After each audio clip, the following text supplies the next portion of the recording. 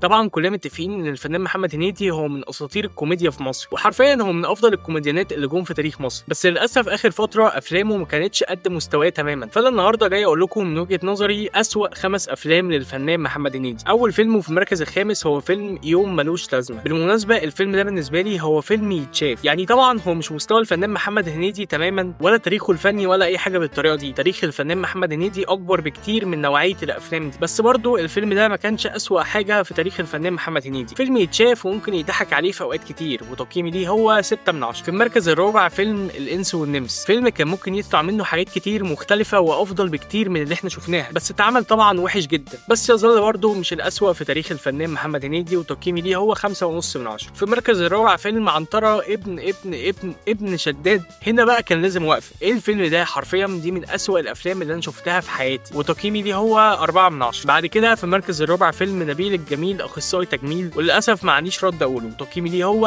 2 من 10. في المركز الاول بقى وللاسف ده كان صدمه، علشان الفنان محمد هنيدي وعدنا بفيلم تحفه، وقلنا خلاص بقى الفنان محمد هنيدي هيرجع وهنشوف حاجه مختلفه، وهو فيلم مرعي البريمو، وتقييمي ليه هو 2 من 10 علشان الفنان وعد بان هو يكون حاجه مختلفه. فقاعدين توقعاتنا قوي، بالذات ان في فنانين كبار زي الفنان علاء مرسي. في الاخر يا ريت لو الحلقه دي عجبتكم ما تنسوش تعملوا لايك للفيديو وسبسكرايب للشانل علشان يوصل لكم كل جديد. اشوفكم على خير في حلقات كتير جايه، وسلام.